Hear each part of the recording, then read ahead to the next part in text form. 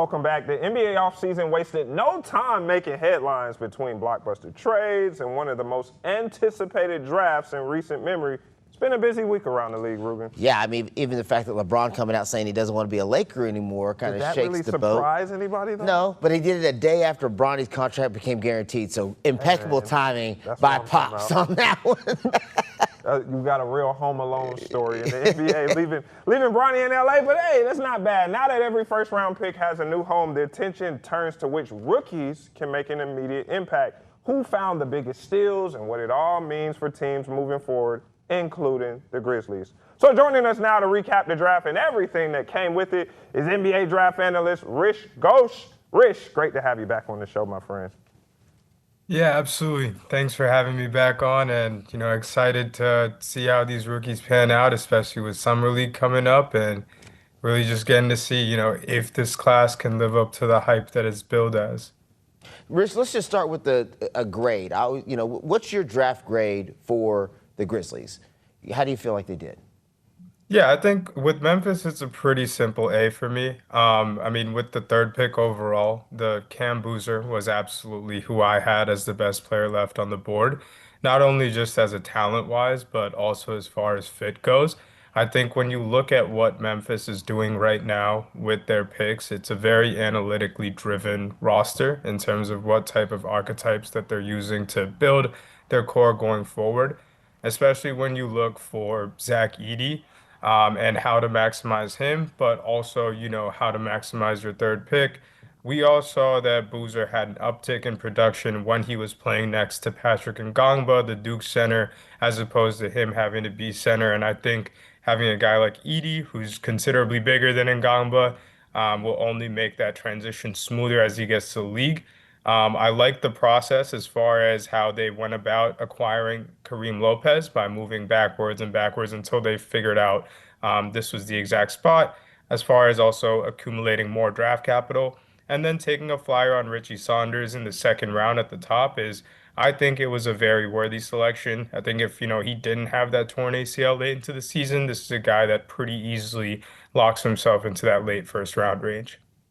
So, Rich, talking about the Kareem Lopez, I think the night of the draft, we were texting, and I was saying I think I jinxed Kleiman because Kleiman had never traded back, and he traded back not once but twice. I was at the draft party at the Forum, everybody celebrating, thinking Bennett Sturts is the pick, and they started to leave, and then he traded back, and I was like, okay, a couple of people stuck around, and it was Okori, our guy, and we think, okay, that's going to be the thing. And then he trades back again. And by the time Lopez was taken, most of the Forum was gone.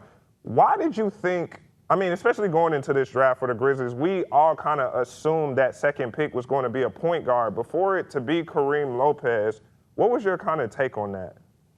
So there's a couple things to take away from it. I think it goes to show that Memphis is pretty confident in the point guard rotation of Scottie Pippen Jr. and Ty Jerome. I think with all things considered, you just really hope Ty can stay healthy on his end.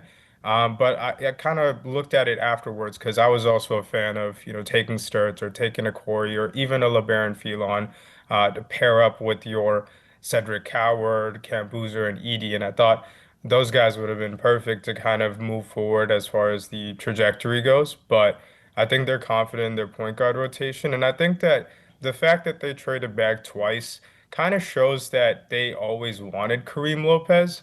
I just think that they realized that from when they first started drafting at 16, that they had the opportunity to maximize that as the teams ahead of them or behind them, we're not going to take Kareem Lopez. So to maximize the value of the pick of taking Kareem Lopez would be, going back and accumulating draft capital. And of course, they ended up using some of that draft capital to supposedly get Isaiah Stewart, although that hasn't been announced yet. We assume that that'll be announced shortly. But, getting a rotational big man that you already know what he's worth and what he can give you in Isaiah Stewart, and then getting the guy that you wanted in Kareem Lopez, I think it goes to show, how much careful planning goes into draft process and what Grizzlies are looking for. And I think they did a great job of kind of playing the board. Rich, I would always say, especially in the NBA, you can never have enough big men, right? You can never have enough 6'10" to 7'3" kind of guys, right? And so, do you feel like that was kind of the area that the Grizzlies were leaning on? Is how big can, how many bigs can they get, especially considering some of the injuries that they've had in that 4 or 5 spots over the last couple of years? In a way, I mean, I believe Isaiah Stewart's only listed at 6'9" or 6'8". He is a little bit undersized, but I think what we saw in the playoffs was like a lot of focus on BMI, just individual mass. And Isaiah Stewart obviously carries a lot of weight with him despite being on the shorter end of things. But on top of that, he fits kind of that brand of Memphis basketball that, I've grown up watching since the Zach Randolph days to the John Moran era, in the sense of, being physical, being toughness, really like a heart on your sleeve type of guy. And I think that's the kind of brand that Isaiah Stewart fits in. And he's kind of that perfect kind of role player that will excite the fans and captivate them with that. And then obviously, if Detroit's looking to move off a guy like him and you're a young team, Isaiah Stewart's still relatively young. This is a guy that could spend a good amount of time of his career in Memphis going forward. So one more thing on the draft. We talked about Richie Saunders, a guy who you and I both were kind of high on during the season, basically being AJ's sidekick. But he's a much older prospect coming off of a torn ACL. Yeah. What did you think of, taking a flyer out on him? Yeah, it definitely initially went higher than I expected, but that's really just because I thought that injury would weigh more into what people saw as far as his stock goes. And as you mentioned, he's closer to 25 at this point of his career. So it's definitely something that they expect Richie Saunders when he's healthy to be an immediate impact. This is not like a case of you're taking a flyer on a developmental project. And I think that's very well possible that Richie Saunders becomes an essential part of the Grizzlies rotation from a very early on, essentially, because this is a guy that when you watch BYU, I think in most of the games, it was very clear that this guy was the second best. And even some games in which Devonta struggled, Richie He was the Saunders best would be guy. the guy that would be reliable as a three-point shooter. He's also got a fair bit of athleticism, and he's just like more of a bigger two guard, which I think, kind of fits the trend of where things are heading. And he's relatively athletic, and I think we'll have to see how much that ACL plays into that athleticism. But I think with the state of modern medicine as it relates to sports, we've seen players come back from worse injuries, and he's in the NBA now. He'll be dealt with some of the best medical professionals that the sport can offer. So when you're talking about the draft in general, and we've talked about Memphis is great, who else do you think really knocked it out of the park for the draft? Yeah, I mean, this does come with a little bit of bias. I know what he's So about I'd have to to say. start with Atlanta. Yes, I think sir. Yes, when you sir. Yep. I think when you're able to get a young guard in Kingston Flemings, and Mm. this was my favorite choice for Atlanta because of all those four guards between Wagler, Acuff, Mikal, and Kingston, he was the one guy where he's not going to take away from your defense. Now, there's an adjustment curve for any guard that's looking to make the jump into the NBA as far as adapting to playing NBA defense, and that's a whole world apart from college, but when you see a lot of the rookie guards, they come in and like rookie point guards specifically, they come in and they're usually near the bottom of, defensive metrics and things of that nature. And I think Kingston has a chance to immediately implant himself in the rotation of a playoff team because he doesn't take too much away from that. Zuby Ejiofor, just adding to toughness, which is something that I think Atlanta clearly needed when you look at that Knicks series. Similar to what Isaiah brings to Memphis, I think Zuby can do that from a character standpoint to Atlanta. And I wasn't a huge fan of Henry Visar as a first round pick, but to get him at the 52nd pick, a guy with size, someone that can stretch the floor and hit threes, and someone that does excel on the glass, even though he does have a little bit of a soft label and he's a little weaker on defense. Getting that at 52, I think, is a home run. And then I really found myself liking Milwaukee's draft. I think that, in this transitionary period, moving off of Giannis, it's about just accumulating potential. And to go out there, you get two one and done freshmen in Braden Burries and Nate Ahmet. Now, I wasn't huge on either of these prospects coming into the draft, but with Burries, for example, he comes off as a jack of all trades. someone that has a lot of great skill sets but doesn't excel at anything. But I think given the four guards that went between 5 and 8, I think that's a move that you have to make. I think Ryan Rollins, Porter, and Tyler Hero will be able to alleviate his transition into the NBA. And Nate Ahmet is someone who I was like really conflicted on because as tantalizing as his frame is, the production that we saw at Tennessee beyond just how many points he put up per game really showcased his rawness and the distance between what he is right now to what his perceived potential is. So for any other team, I think I would have been a little disappointed in taking Nate Ahmet, especially with the rumors of him going top 10, even as high as 6.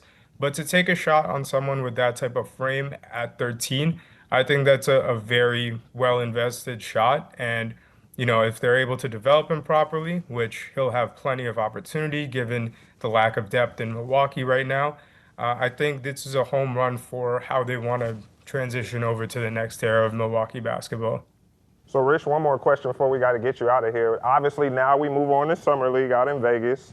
We were just talking with our last guest, Terry Davis, about Summer League. What should Memphis fans realistically be watching for from these 3 rookies? And then just overall, what are some rookies that you're excited to see in Summer League? Yeah, I think when it comes to Summer League, one thing that I always like to preface it with is you got to ignore efficiency and just individual stat lines. Whether Boozer averages 25 and 10 or if he averages 10 and 5, it really doesn't make a difference as far as what his career outlook will be.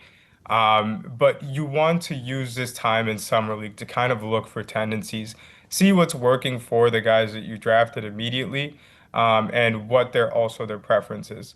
So, for example, with Kareem Lopez, I think, he's a little bit more of an unfamiliar prospect for a lot of, American basketball fans because he's coming from Australia. But you should see that his physicality really shows up in terms of being an aggressive rebounder, solid defensive instincts, very active with his hands, and someone that really all of the Memphis rookies just they play a very tough brand of basketball, and they're also while Kareem and Cam are both younger and Richie is older, I think all 3 play with a very heightened level of maturity that will immediately translate to the league because of the need for high feel. And then with Kareem especially, and even Richie because he's a bigger 2 guard, I think that you can expect to see some switchability in terms of the variety of positions that they'll be able to guard because I think Memphis will look at Summer League as a way to kind of experiment with what can immediately be brought to the table. And I think that that's the case for really any team, but especially with the guys that they drafted, I expect Kareem to switch on to taller guys, to shorter guys. Same with Boozer, he might see some time against centers and some time against wings per se, just because these are guys with high defensive potential, high defensive perceived talent that immediately can be applied to the NBA. So just looking for the switchability, the versatility to be on display and make sure that, shots go in or not, it doesn't really matter too much. But you just want to see what the process is in terms of how these guys are getting their buckets and what types of looks are they looking to get if they're creating for themselves. Ruben, you got anything? No, we're out of time. So he summed it all up. Well, Rich, we always appreciate you giving your insight. We definitely love hearing from you. We are going to obviously catch up with you later as Summer League progresses and free agency because, you and I, we go back and forth always just with our basketball takes. So, Rich, we appreciate you joining us on the 24th floor. Yeah, absolutely. Thanks for having me on again, and I hope you guys have a wonderful July 4th. You too, brother. You too. All right, basketball may be taking center stage right now, but another major sporting event is about to return to Memphis. In fact, coming up, we're going to sit down with the leaders bringing professional women's tennis back to the Bluff City and what fans can expect from the Memphis Classic.